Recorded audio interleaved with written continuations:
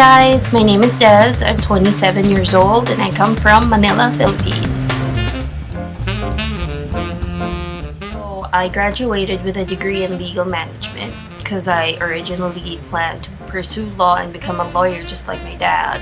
But, after graduating, I figured that if I do something that makes someone else feel happy and fulfilled, then I wouldn't exactly be defining happiness and fulfillment on my terms, but on someone else's terms. I wanted to do something that I am happy doing. That's how I got into the culinary field.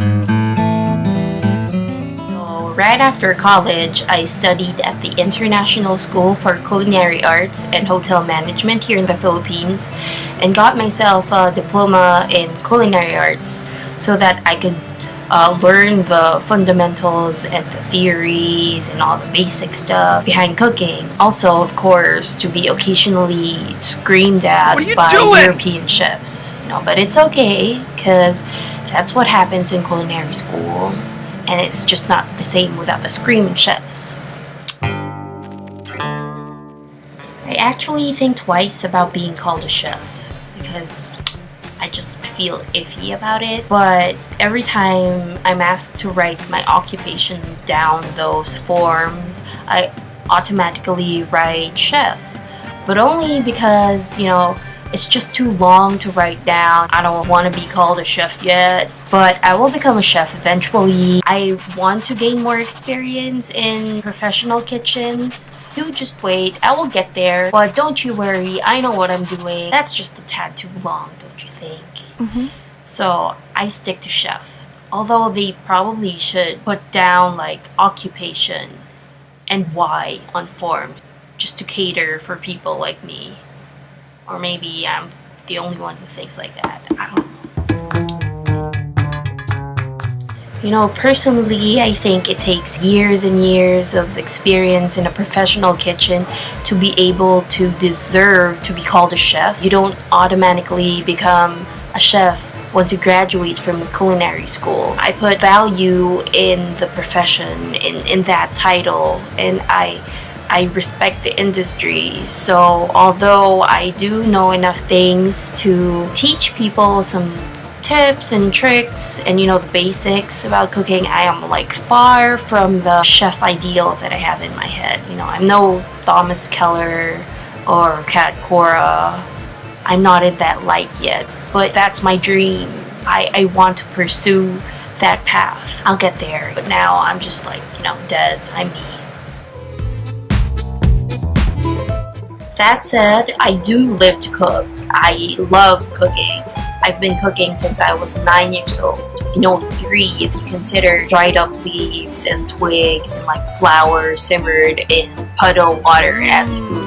I used to pretend all the time that I'm cooking stuff. I created makeshift stoves that were fired by, popsicle sticks. I never ate the food. I just pretended to cook and talk to people while cooking. I swear I'm a normal child. Okay, I know I shouldn't be playing with fire at that age. Sorry, Mom. We need to have a Kids serious shouldn't talk. play with fire. But I'm just saying adults should learn how to hide their matches from children. But again, sorry, Mom. Not gonna happen again. Not that I want to cook with popsicle sticks and matches anymore. Anyway, so I have cooked in professional kitchens for the past years, ranging from fine dining kitchens to banquet type kitchens, luxury buffets in 5-star hotels. Just last year, I came back from the US. I spent a year there working for a university in the Deep South. What's up, y'all? I mostly worked under a catering company, but I also got to learn the administrative and the management side of running several kitchens. I also got to work in the bakery, in the pastry kitchen, in the cold kitchen where I made yummy salads and sandwiches by thousands. And I also worked in a Mexican kitchen which I love because I love Mexican food. Made guac all day and smelled like cilantro and limes when I got home, which I don't mind because I love cilantro and limes, so it's all good. So I also got to work in an a la carte kitchen. We cooked different types of Asian food every week. It was an open kitchen, so you know, in the beginning I'd have to pretend that I wasn't scared of the fire, which went up to like beyond my head. I got used to it and I actually enjoyed it. Just glad that I didn't get to melt my face and like my fat cheeks, because I don't think my parents would like that if I came home like a used up melted candle. That would be just, you know, sad.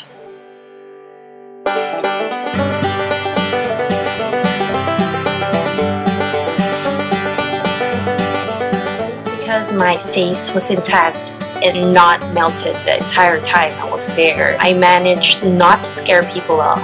And actually, I gained a lot of friends of different nationalities when I was there. I was so glad because I got to sample their food.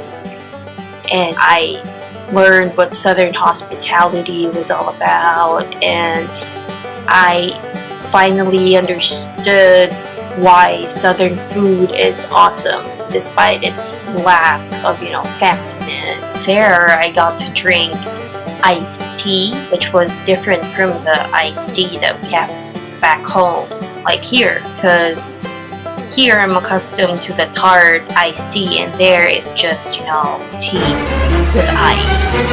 I know, right? Like, it's a shocker. But there, you know, I also got to sample biscuits and gravy and sausage, and got to learn that gravy can be white and like biscuits aren't just crunchy, and that it can come in the form of like soft pillows of bread. There I got to eat at a KFC without rice, which was so weird because here I'm used to eating KFC with rice, smothered with like brown gravy. And when I was there, they actually asked me why I wanted gravy with my chicken. I'm like, do you not eat your chicken with gravy? What's going on here? Oh, and the girl just like told me that they only serve the gravy with mashed potatoes and that they don't usually serve it with the chicken. I don't understand. Which was so weird to me. That's another thing. There they had like white gravy and like brown gravy, and they asked me if I wanted white or brown. I was like, there's 2 types of gravy? Here in Manila, we only have one. I'm sorry to sound like an ignoramus. Well, that's there, okay. But I was actually confused. I just wanted, you know, some dark gravy with my chicken, and they will not give it to me for free, which I found weird because here they serve gravy by the pitcher. We love our gravy. But anyway, that just goes to show how different the food culture is from one place to another. That also urges people to be more open-minded and be willing to experience food the way other people from other places experience food. Focus. I kind of find it funny that I got to be friends with Asians outside of Asia. There I had Chinese friends, Indian friends, Thai friends, Japanese friends, Korean friends. I actually enjoyed learning more about their culture, and you know, I realized that despite having different religions, values, and level of tolerance for spicy food, that we are all just basically the same in the way we take pride in our identities and the culture we grew up with.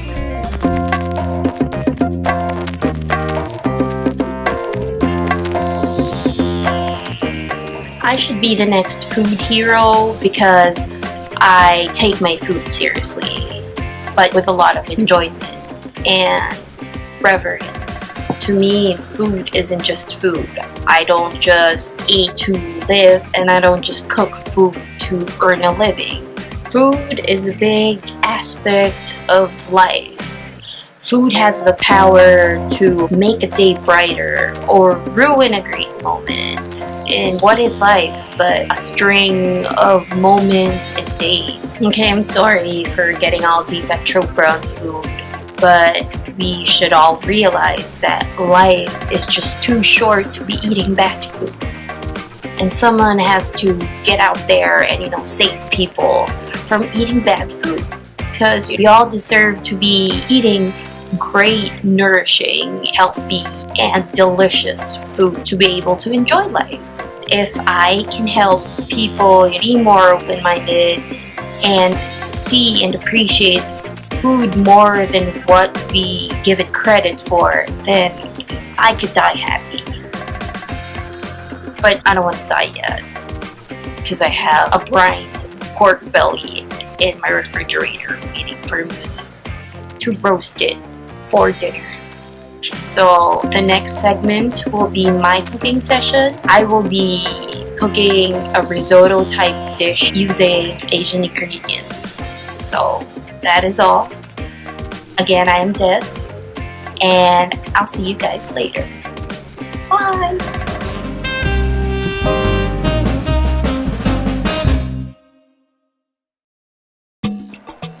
We should always start by preparing our ingredients, which the French like to call mise en place, meaning putting everything in place.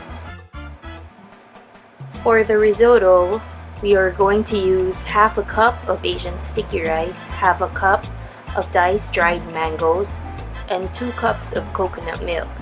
Fresh coconut is still best.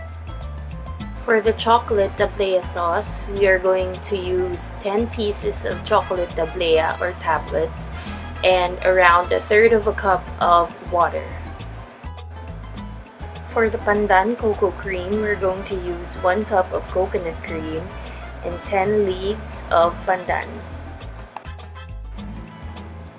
For the peanut compound butter, we're going to use 1/2 cup of unsalted butter and 1/2 cup of peanut butter. For the spicy candied dried anchovies, we're going to use 1 cup of dried anchovies, 6 tablespoons of sugar, 3 tablespoons of light corn syrup, 1 teaspoon of hot sauce, and 3 tablespoons of water.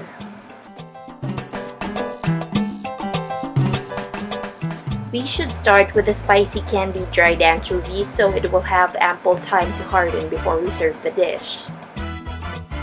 We start by toasting the dried anchovies on a pan in low heat and wait until the anchovies turn golden brown in color. We stir it from time to time to make sure that it is browning evenly. You could also use oil to toast it, but we don't use oil here so the sugars will cling to the anchovies better. While you're waiting for the anchovies to toast, you could prepare the tray and line it with aluminum foil, or you could also use a silicone mat. Put your anchovies on a platter when it's done toasting and set it aside on a cool, dry place and leave it uncovered to keep it crunchy. We place the sugar, the corn syrup, and the water in a heavy bottomed pot so it won't burn easily. We put the pot on a medium flame and wait for the sugars to dissolve. We add corn syrup to prevent the sugar from crystallizing and clumping together. You want to wait until the thermometer registers at a temperature of 260 degrees Fahrenheit before adding any desired food coloring, but for this I chose to keep it clear. After adding the food coloring, wait a little further until the thermometer reaches a temperature of 300 degrees Fahrenheit. At this point, turn off the heat and add in your hot sauce or any other flavor. Do not stir it with a spoon as the bubbling motion is enough to incorporate the hot sauce. We try not to stir it so the temperature won't cool down just yet. We want the temperature to rise up to 310 degrees Fahrenheit, which is the maximum temperature for what we call the hard crack stage. This is the stage where lollipops and toffee and brittles are made. Turning the heat off at 300 degrees Fahrenheit will leave enough residual heat to let the sugar rise up to its desired temperature. We do not want to leave it cooking for longer since it will cause the sugars to caramelize and turn brown.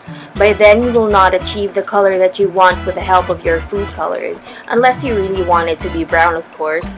Plus, we want the spiciness of the hot sauce to come through, so we're keeping the flavor of the sugar itself neutral. When done, we pour the syrup onto the anchovies. We set it aside uncovered and let it cool down and harden. I placed my anchovies and syrup on a rolling pin to mold it for presentation purposes, but you can always opt to just let it cool on a single layer on a tray or a silicone mat. Next, we will make the pandan cocoa cream. This is actually very easy to do as we will just put the pandan leaves with the coconut cream and let it simmer on a very low heat. We want to keep the heat on the lowest possible temperature so the pandan could infuse its aroma without splitting the cream. Do not let the mixture boil. Simmer it until you reach a nappe consistency. It's just a French term which means that the sauce can coat the back of a spoon without it running back together when you draw a finger through it.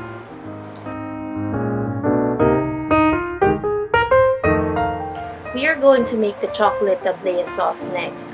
All we do is simply put the tablea in a pot together with a third of a cup of water and using a spatula, a whisk, or in my case, a traditional tablea crushing device called the baterol. We constantly mix the mixture until it becomes free of lumps. You also want to heat it until nappe consistency. Use your discretion to add more water to make the sauce runny enough to coat the back of a spoon. But personally, I add a little more liquid until it's runnier than nappe consistency because the sauce gets thicker once it cools down, as the cocoa butter will start to solidify as it cools. But remember, just like any other ingredient, you should start with a little amount of water because you could always add more if it's necessary, but it will be difficult to get rid of once you put in too much. If tablea chocolate is not available in your area, you could also use semi-sweet, bittersweet, or sweetened dark chocolate instead, and melt that with your liquid of choice like milk half and half or cream over a double boiler. Just remember to use a cup of chocolate for every 6 tablespoons or so of liquid. Here in the Philippines, tablea is often used in making hot chocolate and champurrado, or a chocolate rice porridge. But I wanted to use it as a separate sauce so whoever eats it could easily adjust the richness of the chocolate flavor to their liking. This tablea is actually handmade by my sweet grandmother because she's a kitchen ninja like that. Going to make the peanut compound butter next. Compound butter is plainly put just a flavored butter. It can be used as a spread on bread or a topping for grilled items. We're going to use this peanut butter tamonte or risotto. Tamonte means to finish a dish or a sauce with cold butter nuggets, but instead of just plain butter, we're cooking it up a notch by giving it a peanut flavor so that it would go well with the other flavors in the dish. It is important to finish the risotto with butter as this gives it a nice sheen and a rich velvety texture. For this dish, we're using equal amounts of butter and peanut butter. Always make sure that the butter has been sitting out long enough for it to get to room temperature, so it will be easier to work with. We're just going to whisk it until it's well incorporated.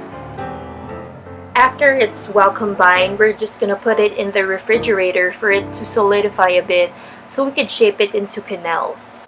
A quenelle is actually a fish mousse shaped using a spoon and then poached. But nowadays, the term is also used to refer to a 3-sided football shape. Of course, you could just take a spoon and put a mound of the stuff on the risotto towards the end, but this way it'll look more presentable. This stuff will be so good on bread with jelly. You could also put honey on it. It'll be so delicious. You could also use it to finish stews that are coconut milk based, or also curries. This stuff is so addictive. Next, we're going to make the mango risotto. Put the coconut milk in a pot and let it come to a bare simmer. While you wait for the coconut milk to heat up, you can start dicing up the dried mangoes. You can do this by vertically slicing the dried mangoes and then chopping it up into small pieces. When all of that is done, you could go ahead and melt some butter in a pot. If we're cooking a savory risotto, we could saute onions and other aromatics in the butter before adding in the rice. Now we put in our rice just after the butter stops foaming. Make sure to saute the rice until the edges turn translucent. Toasting the rice makes sure that it doesn't clump together while cooking, and that it develops a nice nutty flavor. Here, we are using our local sticky rice. Normally, people use arborio or vialone rice when making risotto, but I think there's nothing wrong with using any other kind of short to medium grain rice, just as long as it has the right levels of starch for cooking risotto. The starch in rice has two main components, amylose and amylopectin. The higher the amylopectin content, the stickier the rice gets when it gets cooked. On the other hand, amylose is responsible for making rice firmer once cooked. The rice for risotto has to have more amylopectin than amylose to give the final product a creamy texture. Fortunately for us, sticky rice is very high in amylopectin. Once the rice gets toasted after 3 to 4 minutes, we can start adding in the coconut milk. Normally, after the rice is toasted, people deglaze it with wine or any other type of alcohol, even fruit juices. It adds depth to the flavor of the risotto, but it's not really required. But should you want to deglaze with wine, for this dish you could opt to deglaze with a lovely sauterne, which has a vanilla, cream, and honey taste to it, or a Riesling, which has a fruity flavor. As we cook the risotto, make sure to put just a little amount of liquid every time, about half a cup. We do this so the grains of rice remain in close contact while cooking, and by doing so, more starch is rubbed off onto the liquid. This makes the risotto creamier. Also, this will ensure that the rice will cook more evenly. We should always make sure that whatever cooking liquid we use for the risotto is kept warm as we cook. This way, the cooking process doesn't stop every time you put in liquid to the rice. Add more coconut milk once the rice absorbs the last amount that you put in. Make sure that you stir it frequently to prevent the rice from sticking to the bottom of the pot. You don't have to stir it non-stop, but you can if you want and if you have all the free time. I actually find it kind of therapeutic to stir the rice and watch it cook into its creamy, puffed up glory. After 15 minutes, we could stir in our mango. This way it could start soaking up the milk. This will make it plump, but not mushy, and still a little bit chewy when you bite into it. The risotto will be done after 20 minutes. You can check if it's done by tasting it and making sure that it is al dente. Put in one last ladle of coconut milk as the residual heat will continue to cause the rice to soak up more coconut milk. We want the risotto to flow like lava when it is spooned. Risotto is very rewarding and comforting to eat, but it is quite the diva of rice dishes. It surely does not like to wait. So you want to make sure to plate up fast and go enjoy your risotto as soon as possible.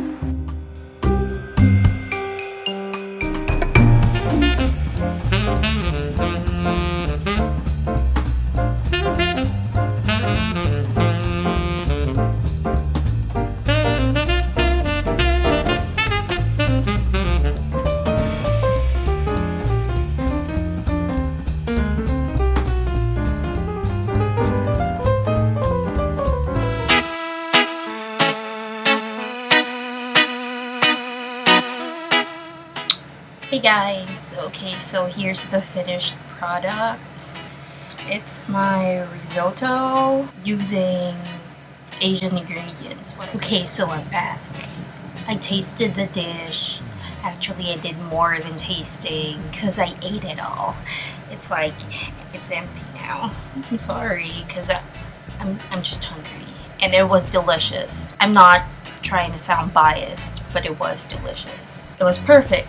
All the ingredients went well together. The tartness of the mangoes went well with the creaminess of the coconut milk, and the bitterness of the chocolate cut through the richness of the whole dish, which was perfect. And I like the contrast of textures because there was like the creamy risotto, there was the crisp candied dried fish. I like the hint of spice in the fish. It went well with the chocolate too, because chocolate actually goes well with chili. It's a big surprise, but it does. I like that the whole dish like went well together. Mangoes plus peanut butter, good. Mangoes and coconut milk, good. Mangoes and chocolate, good. Actually, chocolate plus anything is like good. I'd eat chocolate with a shoe. If someone held me at gunpoint, I will.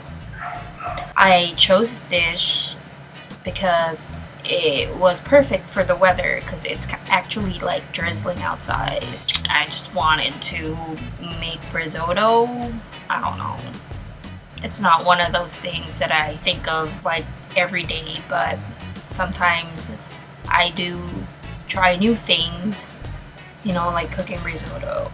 It's not new actually, but you know, I could have just put the rice and like simmered it in coconut milk, but my point is the whole dish was delicious. I hope you like my video, and I hope you try out my dish. You don't have to be Italian to use their cooking techniques. Try something new every day. Try it out. And seriously, it's very good. That is all. I hope you liked my video, and hopefully I can see you guys next time. Goodbye.